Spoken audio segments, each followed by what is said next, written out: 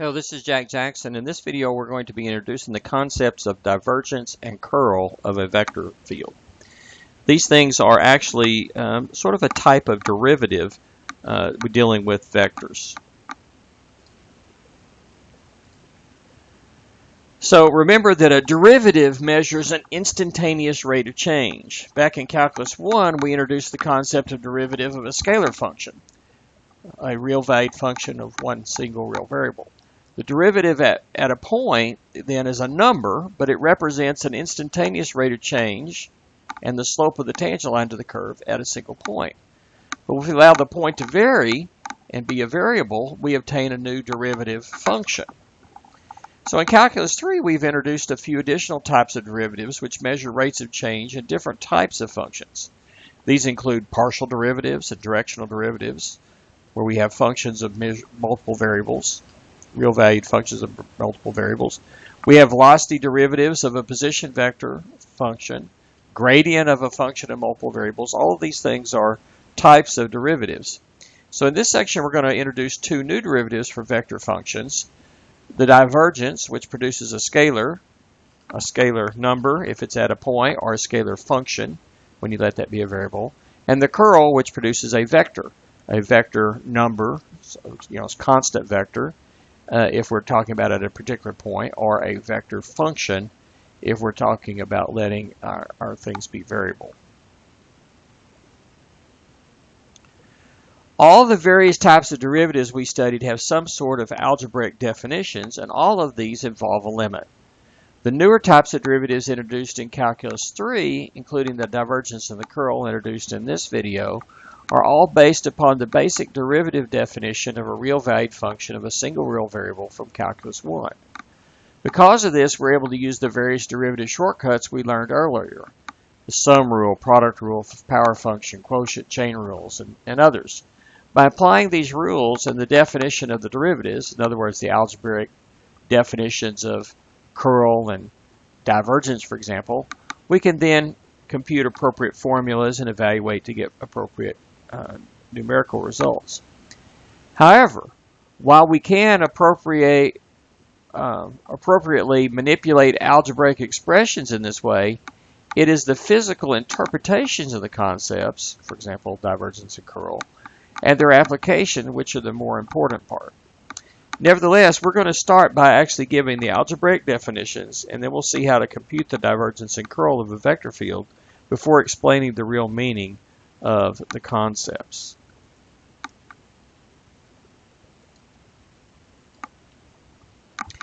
Algebraically, we can define both the divergence and curl of a vector functions in terms of the del differential operator, which we use del as the upside down triangle, the same symbol we used for the gradient. Okay, and this one is we're going to think of that as a vector version of a differential operator, where the first component is the partial derivative with respect to x, the second is the partial derivative with respect to y, and the third is partial derivative with respect to z. And those are operators that can be applied to functions. And when you're multiplying by these, it's not really multiplication, it's actually applying that differential operator. So the divergence is found with the dot product of this differential operator and the vector field, and the curl is found with the cross product of the differential operator and the vector field, except where we would multiply these two things, then we're actually doing that partial derivative. Note that both of these types of derivatives are applied to a vector-valued function of several variables, in other words, a vector field. But the divergence returns a scalar as its output, and the curl returns a vector.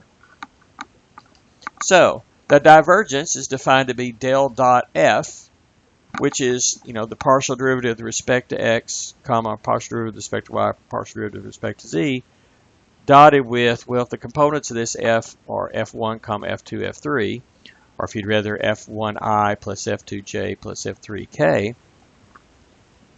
Then what you do is you take the partial derivative of the first component with respect to x, plus the partial derivative of the second component with respect to y, plus the partial derivative of the third component with respect to z. So that's actually the divergence is pretty easy to calculate. You're just doing 3 partial derivatives and adding them up. Curl's a little harder because it involves a cross product, and the answer is a vector. So the curl of a function is del cross f. So we write our ijk here, we write our operators on the second row, derivative with respect to x, partial derivative with respect to y, partial derivative with respect to z. We write our components of f, f1, f2, f3 on the bottom row, and do this determinant. It turns out to be, well, for the first component, you get the partial derivative with respect to y of f3 minus partial of z partial with respect to z of f2. For the j component, remember the signs are swapped on this middle one, so it's partial derivative of z partial derivative with respect to z of f1 minus the partial derivative with respect to x of f3. And then for the k component, look at these four. It's partial derivative of x, partial derivative of f2 with respect to x, minus the partial derivative of f1 with respect to y.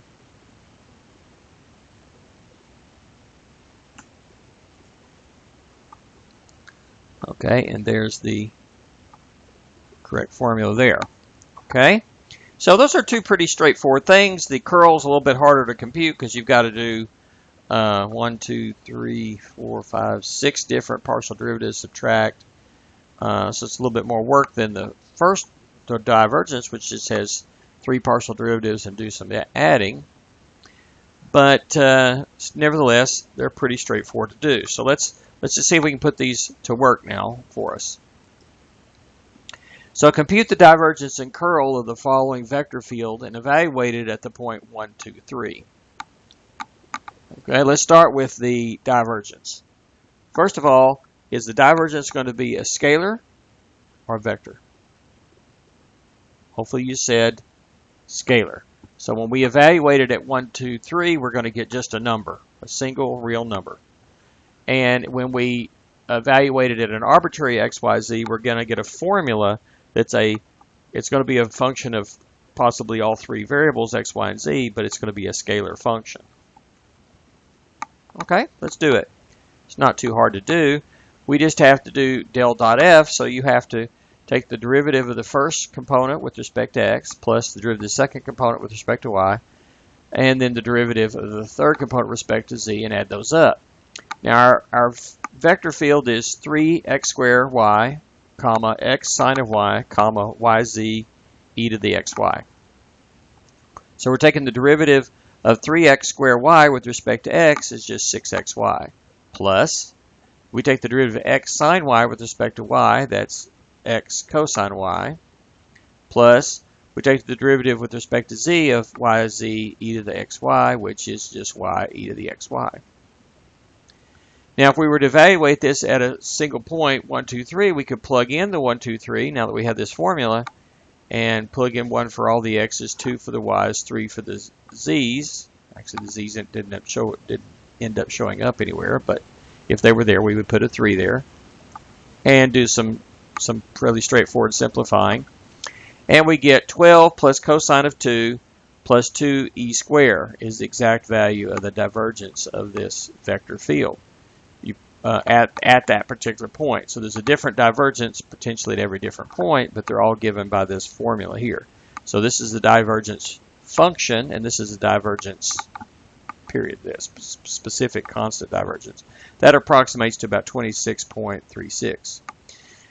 Now I did want to show you a little bit of something you can do with a TI Inspire calculator. There's not a built-in divergence, to the best of my knowledge, on the calculator, but you can actually program your own functions in. So it's pretty cool here. So notice I use brackets to get a vector or list or matrix. Okay, so it's just now you're actually enter it in with commas. It doesn't come out with commas on the printout. But I use the square brackets instead of the pointy ones like less than and greater than. I use the little square brackets. And I just put in 3x squared y, comma, x sine of y, comma, yz e to the y x power, like that. But then I say store it as f of x, y, z. Now this is going to change the value of f, so after you've run this, you might want to go back and clear the variable f out later. But then what I've done is I've defined the divergence function in general. You might want to do this and leave it in there. So if you start with an arbitrary function g, which is going to be a vector function, okay, we take the derivative with respect to x of g11. That means first row, first column entry, which would be the first component. You want to take that derivative with respect to x, plus, then we take the g, assuming it's a matrix, it'll have one row, first row, second column will be the second component. We want to take the derivative of that with respect to y, plus, we need the first row, third column of g, take the derivative of that with respect to z, and I stored that as div of g. So now we have a divergence function. If you hit you can actually type in div, open parentheses, and it will bring up that function since we know what it is. But if you don't want to type that in, you can actually hit your VARS key. I think it's the same key that stores on. I think it's second vars is variables is store. That's how we got the arrow up here for the storing. And anyway, this will come up. You can just then select it with your cursor and put in here. So I want to take this function f of xyz and find the divergence of that. And look, it gave me the same thing that I have here, maybe slightly different form. Here we have e to the x times y. That's right here. We have x. If we distribute this, that's x cosine of y. This is here. And x times 6y is 6xy. So you see the divergence is computing correctly. Both cases, we kind of check our work. Now I can take that and say evaluate that answer. Just say answer, second and something hits answer. And do x equals 1. It will replace all the x's with 1s. I took that and said replace by y equals 2. And then I could say x z equals 3, but we already don't have any z's in it. And so there's the exact answer, which is exactly what I have here, maybe a different order of the terms, but it's exactly the same. And I could then tell it to approximate the previous answer, and it gives us a decimal approximation there. So a very straightforward way to compute the divergence. Just three little partial derivative problems. Curl is also pretty straightforward, although there's a little more computation to do with it. Memorizing the formula is a little harder to do, so that's why it's useful to remember it in this form, del cross f. And if you remember how cross products work, you have your ij and k vectors here. Here you have your del differential operator across this row, and then your f, which is given up here, is across the third row. And that can help you remember what partial derivatives you need to get here. But ultimately, you're going to be doing several different partial derivatives and doing some subtracting there, and to get the three different components. So to get the I component, you're going to take these four things and work with them. So it's the partial derivative with respect to y of y z e to the xy right there, minus the partial derivative of z of x sine of y. We'll come back out and let's just go ahead and work it out. The partial derivative with respect to y, this first part, I have to use the product rule. The first is y, let's see, yz. Let's think of that as the first, yz, and times the derivative of the second. That's e to the u, so that's e to the u, and derivative of the u, we're doing with respect to y, so that would be x. So it's xyz, e to the y, xy. Plus the second, e to the xy, times the derivative of the first. So the derivative of yz with respect to y is just z. So I had to use the product rule on that piece. Minus this integral, let's see, with respect, well, there's no z's in that, so the antiderivative there, the derivative there is just 0. So that's the first component. All right, the middle component, remember this is one where the signs go the different way, so it's plus this product minus that one. So it's partial derivative with respect to z of 3x squared y, that's there, minus the partial derivative with respect to x of yz e to the xy. Okay, so where are we? No z's here, so the partial derivative with respect to z is just 0. And this is just something times z, so everything else that's not z is going to be the antiderivative. I'm sorry, that's not true. It's the antiderivative with respect to let's see, should be x. So we may have something wrong there. Let's see if we can fix that. Oh, it is correct. Let's see. The yz is treated as a constant, so that's brought down. So we got a yz, and this is like e to the u. So the derivative e to the u is e to the u, and the derivative of this, when you take the respect to x, is just going to be y times the y we had out front is y squared. So that's correct. So that minus is there, that 0 is gone. So it's minus y squared z e to the xy. The last part with the derivative with respect to x, let's see. For the k component, you just take this, the determinant of these four right here. So it's partial derivative with respect to x of x sine y, there, minus the partial derivative with respect to y of 3x squared y, there.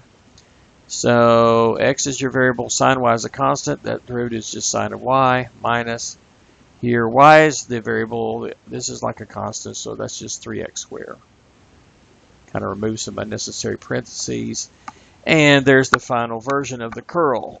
That's the curl function of x, y, z. So that is the first component, the I component is x, y, z e to the power x, y plus z e to the power x, y, comma, negative y squared z e to the power x, y, comma, sine of y minus 3x squared. Now, if we take this and plug in our point 1, 2, 3, we can see what happens here to get the curl at this particular point. So x is 1, y is 2, z is 3. Then we got a 1 and a 2 there. That's a 3, that's a 1, that's a 2. That's a 2, that's a 3, that's a 1, 2, that's a 2, and that's 1. Okay. 1 times 2 times 3 is 6. That's e to the second. 3 e to the second. So that makes 9 e to the second for the x component.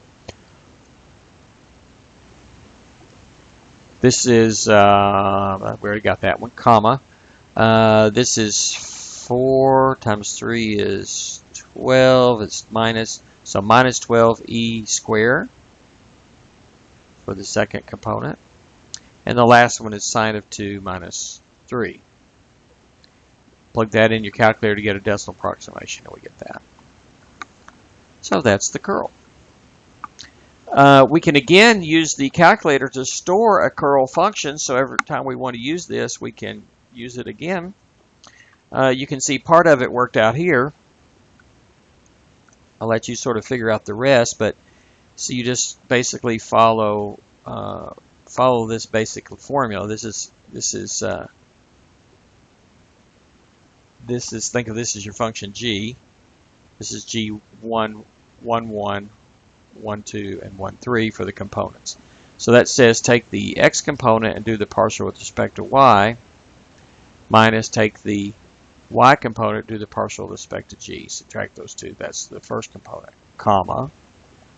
And then the next one should say partial with respect to z, that derivative of the first component, which is 1, 1 there, minus the derivative with respect to x of the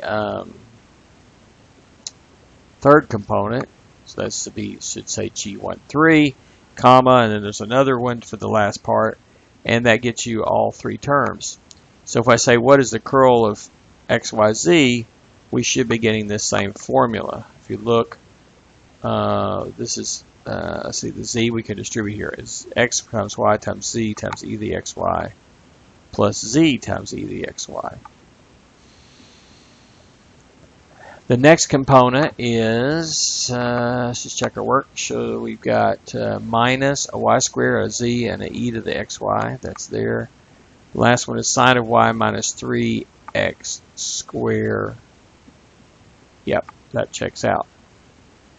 Now I can take all this and evaluate at 1, 2, 3 by just saying, take my answer such that y equals 2, such that z equals 3, such that x equals 1. And we get 9e squared minus 12e squared sine of 2 minus 3 for your three components. Approximately, that works out to be about 66.5, negative 88.7, and negative 2.1. And so, notice once again, the curl evaluated at a single point gives you a single constant vector. We'll talk about what it means in just a few minutes, but you see we get that. If we let the x and y and z vary, then this curl is a vector function.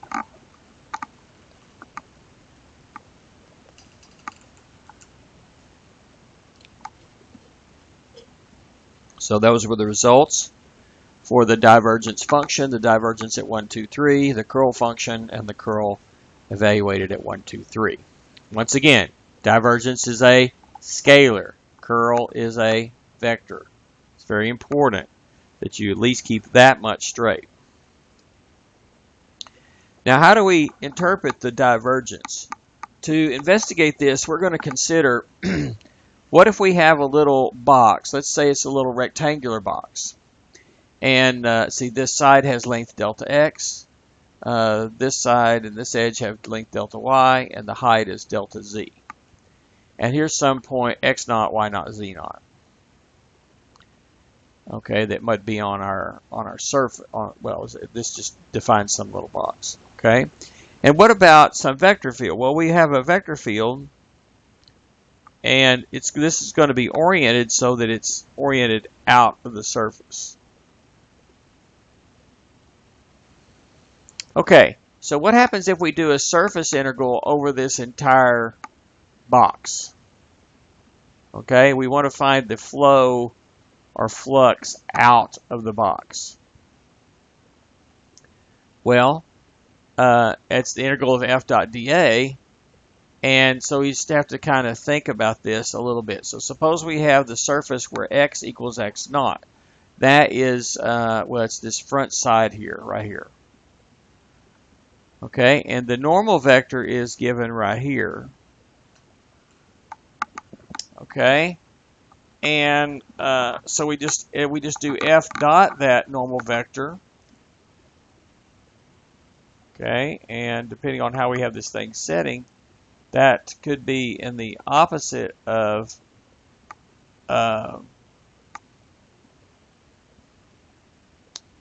I there. And we get minus the integral of f1 dy dx, or approximately f1 at this point, right, times delta y times delta z. Okay, it's at least close to that. It can be approximated by that. Similarly, the flux out of the opposite surface, the vector is pointed the opposite way. It's just the positive vector 1, 0, 0, in other words, I. And we dot product that. Only thing that's going to survive is once again, is the first component, the F1. And then we have some delta Y, delta Z, but on this back surface, notice that we've shifted over by delta X. So it's the F1 evaluated there. Well, if you add those two together, what you end up getting is, well, they both have a delta Y, delta Z. We can factor that out. And you get basically a delta F1. You get F1 of x0 plus delta x, comma y0, z0, minus F1 of x0, y0, z0. We could do the same thing by looking at opposite pairs of sides. So we've done that for, like, say, the front and back. We got to do it for the left and right, and also have to do it for the top and bottom, because we got the whole box. Okay, so we're completely surrounding some volume there. Okay, well, in a similar way, if you do the let's see, The y's, we want the surface where y is y0. That is along the front here. Y gets bigger as we go back, the way I've got this thing illustrating. In a very similar manner to what we just saw, that turns out to be approximately, well, f2 of x plus y0 plus delta y z naught minus f of x naught y naught z naught. Similarly, for the top and bottom, we have 6 faces. We should have 3 pairs of these things. And so we get this expression here that the difference in the flux, or the sum of the flux for the top and bottom, is f sub 3 times x naught, f3 of x naught y naught z naught plus delta z, minus our f naught, our f1 at x naught y naught z naught, and it's times delta x delta y. So here we have that. However, this time what I want to do is I want to take this and divide that flux, that's the total flux out of the box, I want to divide that by the volume of the box. So this gives us sort of a flux density, right? We're dividing that flux out of the box by how big the box is. Well, if you distribute the delta x, delta y's, and so forth, you're going to get some canceling here if we think of this as 3 different terms. So, for example, here the delta y and delta x cancel. Okay, and then what do we have? Well, if we distribute this, okay, we're going to get the delta x, y and delta z canceling, and you get a delta x on the bottom. The delta x is right there. For the middle term, we're going to get the delta x and delta z canceling, leaves the delta y there, and so forth. Similarly for the delta z here. If you take the limit as all of those delta x, delta y, and delta z all go to 0, then each one of these is a partial derivative. This is the partial derivative of the f1 with respect to x. This is the partial derivative of f2 with respect to y. This is the partial derivative of f3 with respect to z. And look at that. That's exactly the divergence of our vector field f.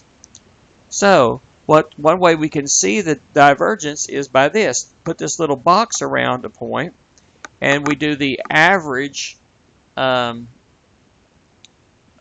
the you do a density of the flux. So it's a flux density, but we're making this box shrink when we did that limit. So this basically shrinks down to a point. And so what you got is the flux out of a point, a flux density out of a point.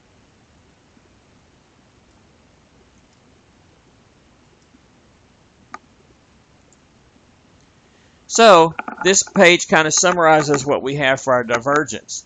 The divergence is the flux density of a smooth 3D vector field. It measures the flow density into or out of a point. If it's flowing more in than out, it is going to have a negative divergence, and it's positive divergence if it's more flowing out than in. The input is a vector function of multiple variables, and its output is a scalar function of multiple variables.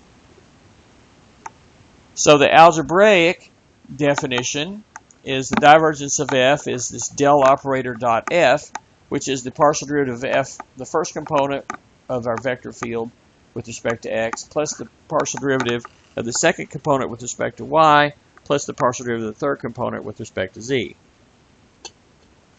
But what we just saw is more important than how to compute it is what does it mean? It's a flux density of a smooth vector field, 3D vector field.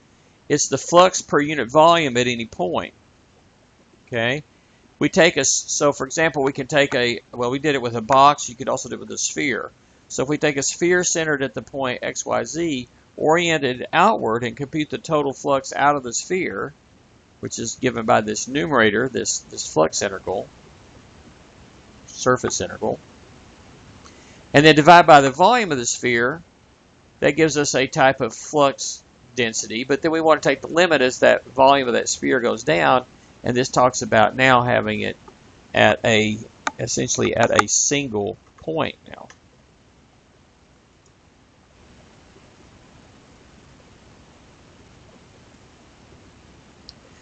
A vector field is said to be divergence-free or solenoidal if the divergence of the field is zero everywhere.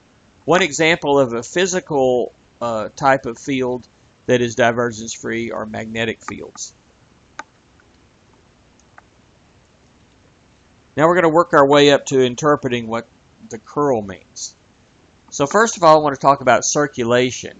We find the magnitude of a circulation of a vector field about a simple closed path in a plane by calculating the line integral of the vector field about that path. So it's just a vector, it's just a line integral, but we start and stop at the same point. Okay? We can turn a circulation into a vector by giving a direction to it. So that was a scalar, that gave us a number, a size. But we give a direction perpendicular to the plane of the curve given by the right-hand rule. So for example, if you're tracing around a curve in the counterclockwise manner, the vector is going to be pointing straight up in the z. If you're circling the other direction, the right-hand rule would curl around in the clockwise manner, and your thumb would be pointing down, and that would be in the minus z direction, the minus k direction. Okay.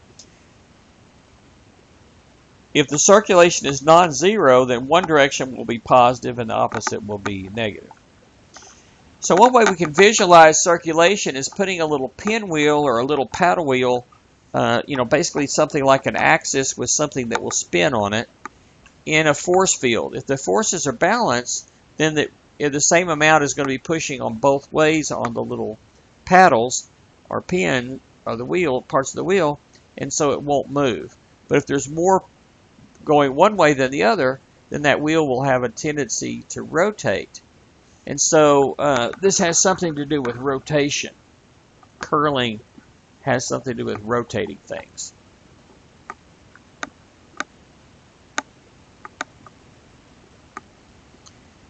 Then we talk about a circulation density. If we divide the magnitude of the circulation by the area enclosed by the curve, then we attain a circulation density for the field about that curve. Now, if n is a normal vector to the plane containing the curve, then we can talk about the circulation density about a vector. So basically, start with the vector, okay, and place it at a point in the vector field, and then there's going to be some circulation going around it, a tendency to spin around that line containing it. And so we'll call that the circulation of the normal vector in that vector field and at a specific point x, y, z. So think about it, at specific point x, y, and z, you could place this normal vector going all kinds of different directions, but it's normal to a plane because you're moving the plane around different directions. Then you take a closed curve, pick a direction, okay, for the normal thing. That gives us a direction of a plane perpendicular to it. And then take that point that's at the origin of our, at the tail of our vector, and draw a curve around that, like a circle or something, any closed curve. And then integrate around that curve a line integral. And then divide by the area of the curve. That's the circulation.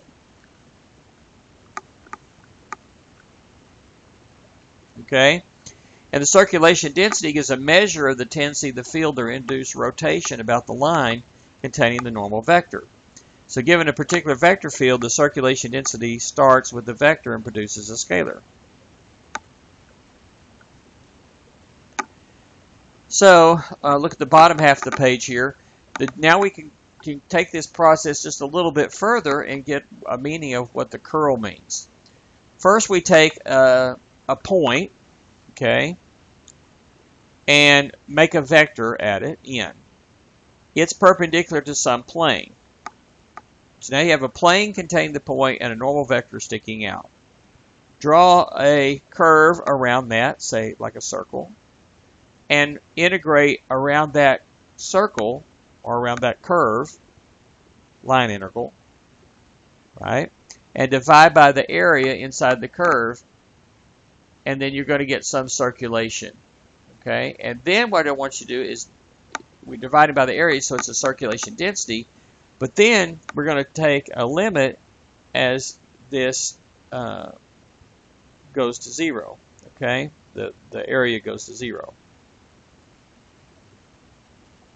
Okay? And that's going to give you a circulation density about that particular normal vector. Now, leave the point fixed, but let that vector move around in all different directions. Well, that circulation density may change. Some directions it'll want to spin one way, positively. Other directions, the opposite one, it may want to spin negatively. Or it may be that there's certain places you can put it, directions that it doesn't want to spin at all. Whichever one of those has the greatest positive spin, stop there, and the circulation density around that vector in that direction, the size of that is the size of the curl, and the direction of the curl is that direction. So it gives a vector there. So the curl has something to do with things curling, spinning. Okay. It turns out if the curl of a vector field is 0 everywhere, then we say that the field is irrotational. If the curl of a vector field is 0 everywhere, then the circulation about any closed curve has to be 0. But remember, this is exactly the condition we need for a field being path independent or gradient field. If it's path independent, the line integral will only depend on it's the difference in the inputs by the fundamental theorem of line integrals, right? If it's path independent. And that means that when you integrate any gradient field or path independent field around a closed curve, you're going to get 0. Oh, okay. Well, this says this is kind of converse. If you get it's going to be 0 going around, then it's got to be a gradient field. Well, that means that this gives us a way to tell if the function is a gradient field, the vector field is, so that we can find a potential function if it is. And notice that we can consider a 2D vector field as a 3D vector field with just a 0/3 component. And then also, furthermore, the z doesn't appear in the first 2 components. In this case, look what happens. The first 2 components of the curl are just 0. Here's the general definition of the curl. But when you take the partial derivatives with respect to z, they're 0. So that one's 0, and this one's 0. So those 2 are zeros. If you take the third component is 0 to start with, so it doesn't matter what partial, that's 0. So that's 0, that's 0, that's 0, that's 0. And so everything's 0 except for this last component, the z component. So just think about it. If your curve is in the xy plane, the normal vector is going to only have a z component, right? And look at that. It's the partial derivative with respect to the second component with respect to x minus the partial derivative of the first component with respect to y. All right, now those subscripts are showing where they're supposed to go. And so the curl is 0 if and only if this last component is 0. And if you remember, that's exactly the condition we checked earlier to see if the 2D vector field is a gradient field. So sometimes just that last component is called the 2D curl because the other components are 0. But in general, curl is something that we do with 3D here. And a 3D vector field will be the gradient field if and only if the curl is 0, the 0 vector. Okay, let's summarize just a little bit here. We have the idea of a derivative. And here are the algebraic definitions. Back from Calculus 1, the derivative with f prime of x, or df over dx, just the good old derivative, is the limit as h approaches 0 of f of x plus h minus f of x over h. It's a scalar function of one variable to start with. That's the function f of x. And the output is a new function, f prime of x, which is a scalar function of one variable. Partial derivatives and directional derivatives. So f sub x, or the partial derivative of f with respect to x, was the limit as h goes to 0 of f of x plus h comma y comma z minus f of x y z over h. And similarly, we could define the partial derivative of f with respect to y or with respect to z. And all of those, we had a scalar function to start with, an f of x, y, z, and, or perhaps just f of x and y, and then we ended up with the partial derivative is a function of x, y, z, but the output of those functions are single variables, single scalars. So there's scalar functions of multiple variables in both cases. A directional derivative we found out we could get by dot prodding the gradient with a vector and divide by the norm of that vector, and that gives us a, or in other words, dot product with a unit vector in the direction we want to go, and that's the directional derivative. It also is a scalar function of multiple variables for the input and output. So notice it's another kind of derivative, but we bump things up a little bit. The gradient is a type of derivative as well, but this one is just del distributed over f. In other words, you just take the partial derivative of f here with respect to x plus partial derivative of f with respect to y and plus partial derivative of z of f with respect to z. So we started with the scalar function of